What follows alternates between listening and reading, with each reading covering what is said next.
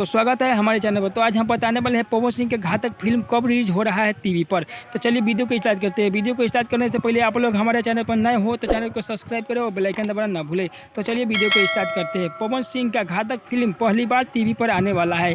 तो जानिए कब रिलीज होने वाला है पवन सिंह का घातक फिल्म टीवी पर। एक्शन से भरपूर फिल्म है, बहुत ही ज़बरदस्त फिल्म है। तो आप लोग नहीं देखे हुए हैं तो देख जानिए किस चैनल पर ये रिलीज होने वाला है। किस चैनल पर रिलीज होने वाला है भोजपुरी फिल्म घातक। वर्ल्ड टेलीविजन प्रीमियर पर पहली बार घातक फिल्म आने वाला है।